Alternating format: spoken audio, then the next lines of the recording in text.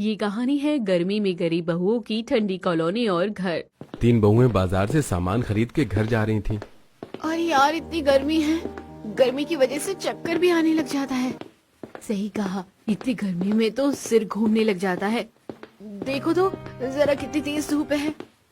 हाँ यार, गर्मी के मारे मेरी हालत तो बहुत खराब होती जा रही है। मुझे तो चक्कर भी आने लग गए हैं। हमारे घर में तो एसी कूलर तक नहीं है, बस उसी मामूली से पंखे में गुजारा करना पड़ता है। हवा भी बिल्कुल गर्म फेंकता है। हाँ, ना तो आधा टाइम लाइट रहती है और रहती भी है तो पंखे की हवा ही काम नहीं करती। हमारा पंखा भी इतना ज्यादा पुराना हो गया है। हाँ, और हमारी तो बाहर आंगन है ना, और दरवाजे और खिड़कियों में से एक तरफ से धूप अंदर आती है। समझ नहीं आता क्या करे। पर्दे भी लगा रखे हैं, लेकिन कोई भी बचाव नहीं होता उनसे। बात करते हुए तीनों दुकानदार के पास पहुंच जाती हैं। तो बताइए भाभी जी, क्या सामान देना है? आप मुझे आधा किलो सत्तू का पाउडर दे दीजिए। सत्तू के पाउडर का क्या करोगी तुम?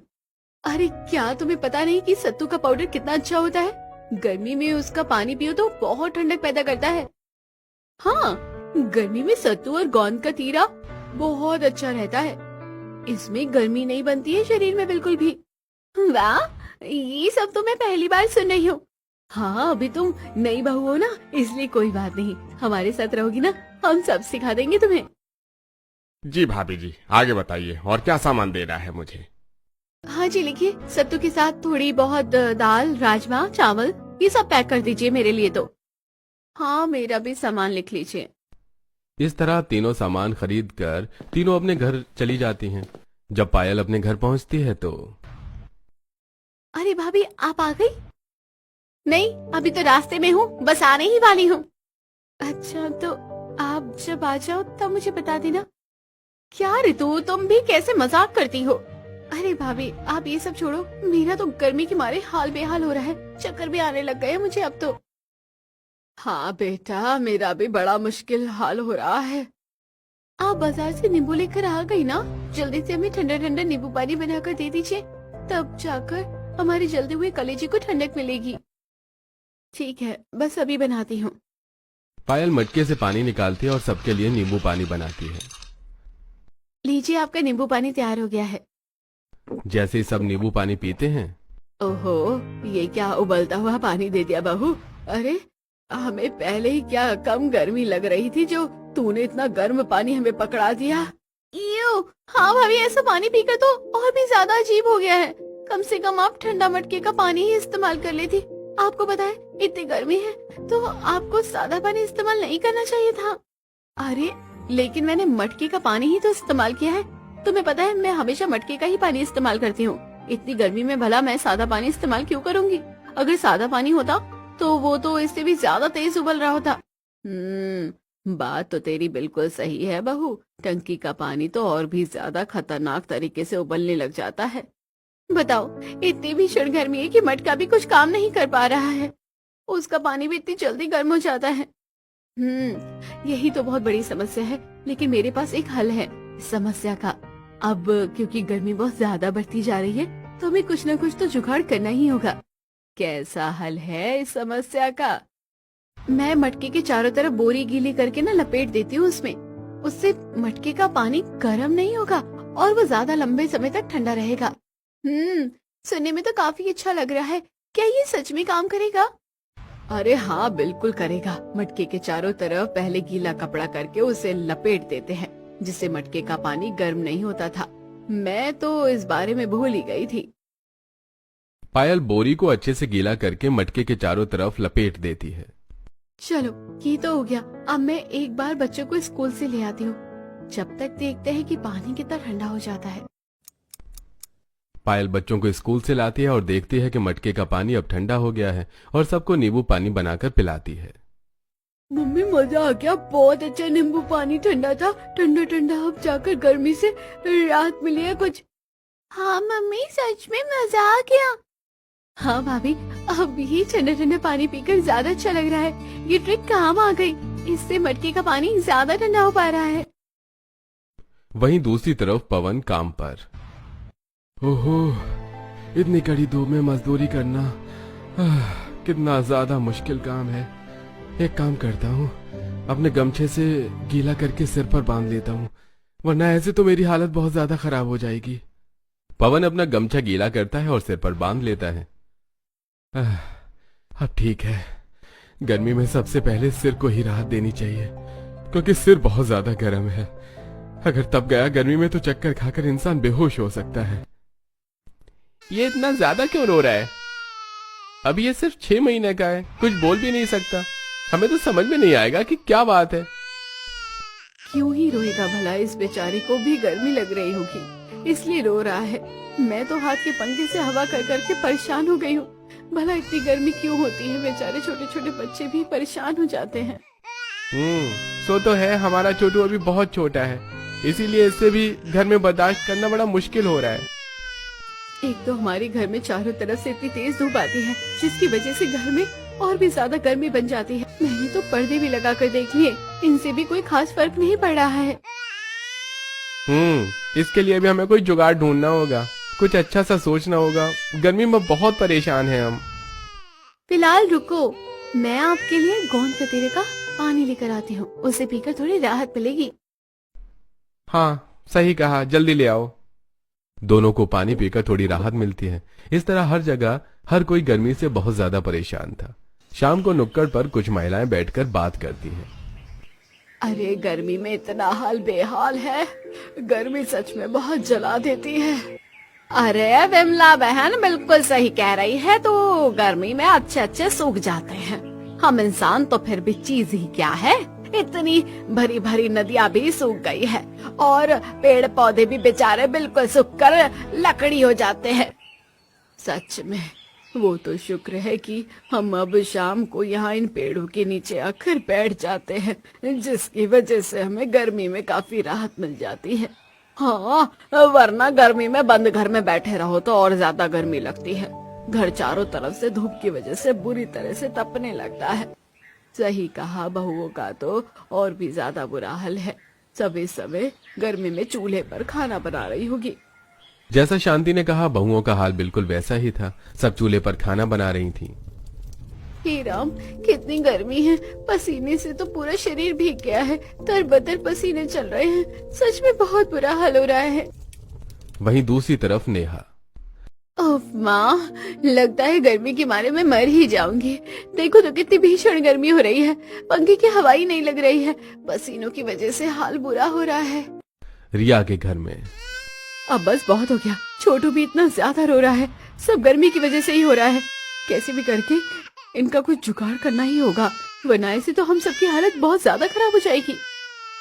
सभी गर्मी से बहुत ज्यादा परेशान थे, जैसे तैसे बड़ी मुश्किलों से दिन गुजर रहे थे। कुछ दिन बाद जब सभी बहुएं आपस में मिलती हैं और अपनी एक सहेली के घर जाती हैं तो अरे आओ आओ, तुम तीनों ने तो बहुत अच्छा सरप्राइज दिया, बहुत दिनों के बाद आई हो। अरे बस क्या बताए, समय ही नहीं मिल पाता है। अच्छा ठीक है, तुम तीनों यहाँ बैठो, मैं तुम्हारे लिए मस्त पुदीने और बेल का मस्त ठंडा शरबत बना कर लाती हूँ। सोनिया एसी चालू कर देती है और उनके लिए शरबत बनाने चली जाती है। देखो यहाँ एसी में कितना अच्छा लग रहा है, मजा ही आ गया। और हम वहाँ गर्मी में बेचैन होते रहते हैं। हाँ, यहाँ कितना अच्छा लग रहा है, एसी में तो मजा ही आ गया। हमें भी कुछ ना कुछ तो जरूर करना होगा। बिल्कुल सही कहा, ऐसे तो गर्मी में हमारी हालत बहुत ज्यादा खराब हो जाएगी। सोनिया सबके लिए शरबत लाती है। लो, सब ठंडा ठंडा शरबत पियो। ओह, ये ठंडा शरबत पीकर तो मजा आ गया। तीनों अपनी सहेली सोनिया के घर से वापस अपने घर की तरफ जा रही थीं। तब रास्ते में उन्हें निशा और सुमन भी मिलती है और वहाँ एक सब्जी वाला आता है। भाई, तुम पिछले हफ्ते से क्यों नहीं आ रहे थे यहाँ पर? अरे बहन जी, आपके मोहल्ले में इतनी ज्यादा गर्मी है, भला यहाँ आकर क्या करूँगा।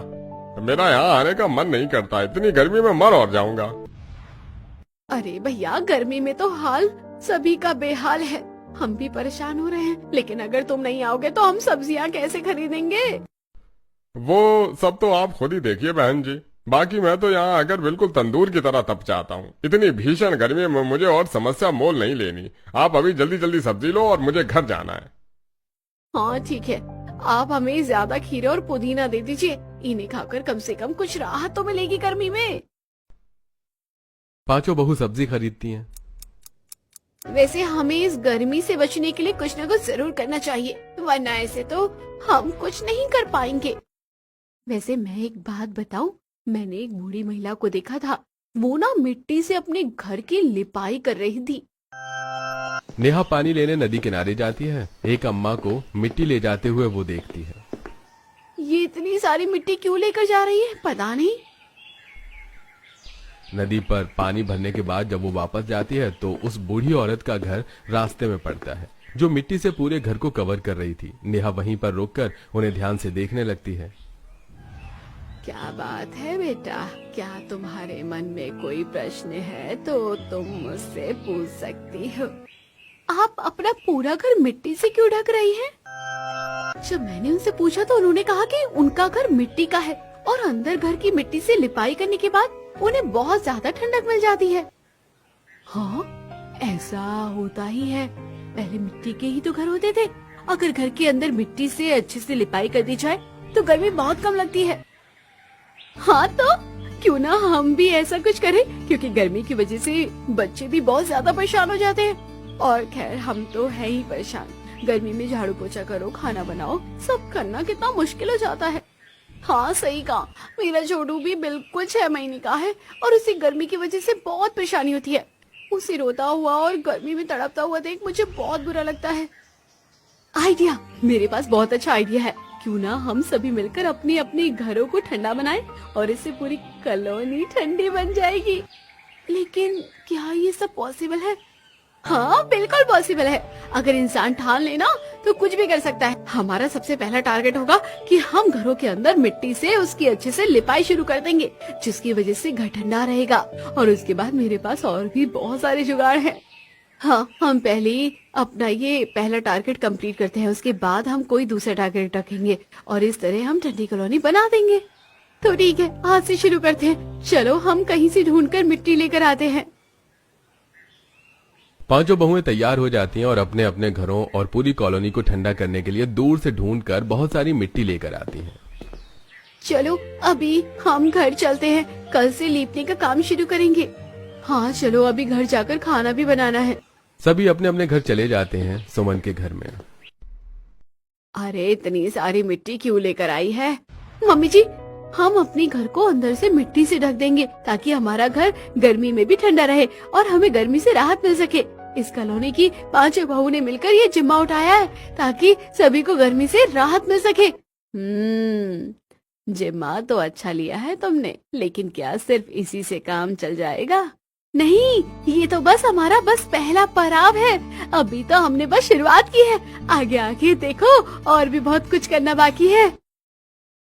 अगले दिन ही पांचों अपने घरों में मिट्टी से लिपाई करना शुरू कर देती हैं। ये काम तो बहुत ही ज्यादा मुश्किल है। मैंने जितना सोचा था बिल्कुल भी ऐसा नहीं है। तो तुम्हें क्या लगा था बहू कि ये काम इतनी आसानी से हो जाएगा? हाँ, पहले के जितने भी काम हैं उनके अंदर बहुत ज्यादा मेहनत होती थी, इसलिए अगर तुम पहले के जमाने के हिसाब से चलोगी तो उसमें बहुत ज्यादा मेहनत भी करनी होगी। क्या तुम सब चीजों को करने के लिए इतनी मेहनत कर पाओगी? हाँ बाबा जी, बिल्कुल, मैं मेहनत करने के लिए बिल्कुल तैयार हूँ। अगर इससे हम सभी को गर्मी से राहत मिल सकती है तो हम कुछ भी करने को तैयार हैं। वाह भाभी, आपका जुनून तो बहुत ही अच्छा है। सिर्फ मेरा ही नहीं, इसमें तुम्हारा जुनून भी अच्छा होना चाहिए। चलो जल्दी इधर आकर मेरी मदद करो। क्या भाभी, आप इस काम में मुझे भी अपने साथ क्यों धकेल रही हो? क्योंकि अकेले ये काम करना बहुत मुश्किल है। चल अब जल्दी इधर आकर मेरी मदद कर। वैसे भी खाली पड़ी पड़ी क्या ही करेगी, जा जाकर अपनी भाभी की मदद कर ताकि जल्दी काम खत्म हो सके। हाँ, क्या मुझसे आप बेफालतू के काम करवा रहे हैं? जब ठंडा घर बन जाएगा तब उसका आनंद भी तो तुम ही सबसे पहले लोगी।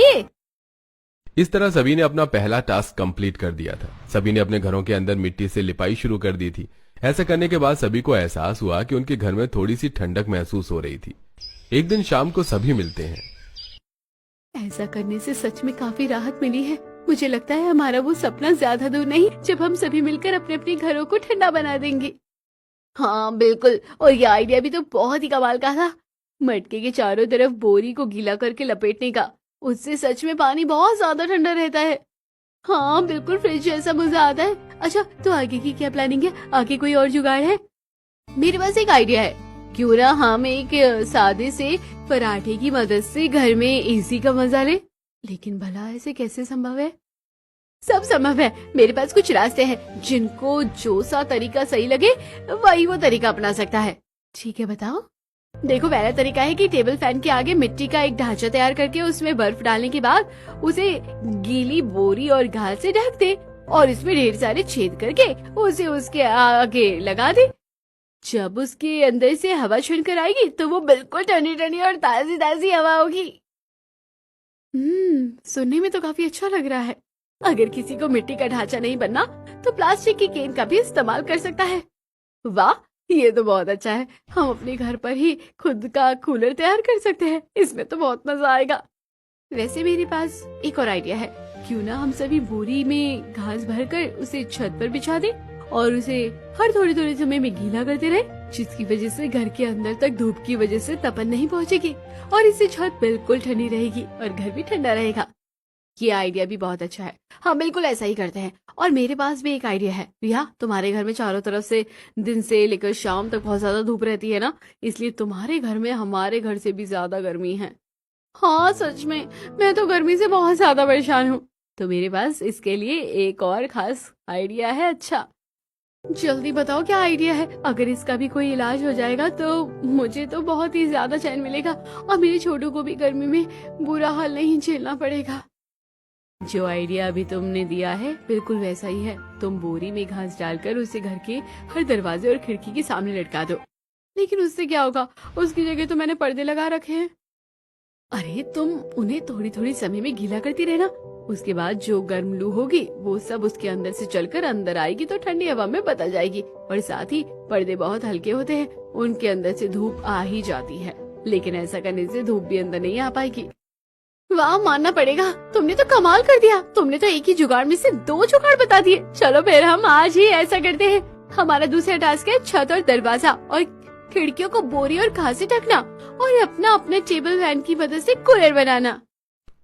बस सभी अगला काम शुरू कर देती हैं और इस तरह वो बाकी के दोनों कामों को भी करती हैं। सभी मिलकर बड़ी मेहनत से कोई मिट्टी का तो कोई प्लास्टिक की कैन का इस्तेमाल करके टेबल फैन की मदद से अपना कूलर बना देती हैं। सच में तुमने तो कमाल कर दिया। इतना अच्छा कूलर बन गया है तो वो भी सिर्फ टेबल फैन की मदद से। सच में इतनी हवा तो कितनी ठंडी ठंडी आ रही है। मजा आ गया बहू। सच में तुमने बहुत अच्छा काम किया है। पूरा दिन बाहर धूप में मजदूरी करता हूँ। इस गर्मी में मैं इतना परेशान हो जाता हूँ कि घर आने के बाद भी मूड मेरा चिड़चिड़ा ही रहता था।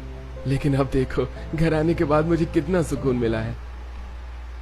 सच में बहू तुम सबने तो मिलकर कमाल ही कर दिया है। हम अब हमारे पूरे मोहल्ले में हर किसी के पास ये जुगाड़ू कूलर है। हाँ हम सब मिलकर हमसे जो भी हो पा रहा है वो सब जुगाड़ कर रहे हैं ताकि हम इस भीषण गर्मी को मात दे सके। ऋतु सबके लिए खीरा काट कर लाती है। लीजिए सब खीरा खा लीजिए, इससे थोड़ी ठंडक और मिलेगी। फिर मैं सबके लिए बढ़िया सा बेल का शरबत बना दूंगी। वहीं दूसरी तरफ रिया के घर। ये लीजिए मैंने इस बोरी में अच्छे से घास भर दी है। अब आप इन सभी को दरवाजों पर पर्दों की तरह लगा दीजिए और जब तक मैं बाकी की खिड़कियों पर लगा देती हूँ। ठीक है मैं बस अभी करता हूँ। रिया और रोहन दोनों मिलकर घास वाली बोरी लगा देते हैं। बेटा क्या सच में इनको लगाने से इतना फायदा होगा?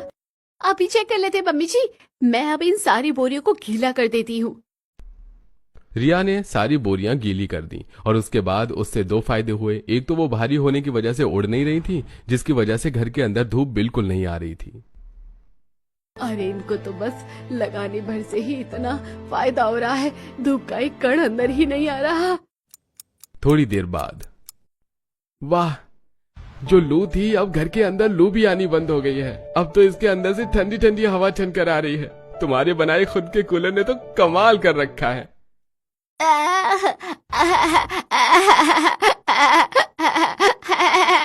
अरे देखिए ना हमारा छोटू भी कितना खुश नजर आ रहा है, कितने प्यार से मुस्कुरा रहा है। मुझे खुशी है कि हमारा ये सब जुगाड़ काम कर रहा है। मेहनत तो काम आती ही है। बिल्कुल सही कहा। कभी भी मेहनत जाया नहीं होती है। कुछ दिन बाद शाम को नुक्कड़ पर सभी की सास बैठी थी। तभी उनके पास एक महिला आती है। आप सभी की बहुओं ने तो कमाल कर दिया। क्या आप हमें भी बता सकते हैं कि ये सब उन्होंने कैसे किया है? हाँ, हम जब भी आपके घर आते हैं ना तो हमें बहुत अच्छा लगता है। ठंडा ठंडा बिल्कुल ही मजा आ जाता है। हम भी गर्मी से बहुत ही परेशान हैं। आप हमारी बहू से बात कर लीजिए, वो आपको सब कुछ अच्छे से बता देगी और इसमें आपकी मदद भी कर देगी। ये तो बहुत अच्छी बात है। ठीक है, फिर हम उन्हीं से जाकर मदद ले लेते हैं। दोनों महिला वहां से चली जाती हैं और बहुओं से मदद लेती हैं। सभी बहुएं आस पड़ोस में एक दूसरे की मदद करने के लिए तैयार हो जाती हैं। तभी शाम को नुक्कड़ पर हमारी बहू ने कितना अच्छा कमाल कर दिया। इन सब ने मिलकर तो पूरी कॉलोनी में धूम मचा दी है और हर कोई अब इनकी तरह ही कर रहा है। हाँ, मुझे तो लग रहा है अब हर कोई बिल्कुल हमारी बहू की तरह ही करेगा। हर किसी ने अपने घरों के अंदर मिट्टी से लीपना शुरू कर दिया है। हाँ, छत दरवाजे और खिड़कियों पर भी सभी ने बोरी लगानी शुरू कर दी है। अब तो पूरी कॉलोनी में सभी एक जैसे घर लग रहे हैं। किसी का घर पहचान में ही नहीं आ रहा है। हाँ, हमारी बहुओं ने जो पहल शुरू की है बहुत अच्छी की है। अब तो लग रहा है पूरी कॉलोनी ही ठंडी हो जाएगी। सच कहा, उनकी लगन और मेहनत की दाद देनी होगी। सभी ने मिलकर बहुत मेहनत की है। इनके कूलर ने तो कमाल कर दिया।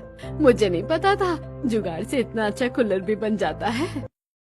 वहीं दूसरी तरफ जेंट्स में अरे अब तो घर में रहने में भी मन लगता है, वरना पहले तो गर्मी से हाल बेहाल हो जाता था। बिल्कुल सही कहा आपने। अब घर पर सोने में भी मजा आता है, वरना पहले तो पूरा घर इतनी बुरी तरह तपता था कि शरीर भी बेचैन हो जाता था। अब जाकर कहीं ठंडी राहत मिली है।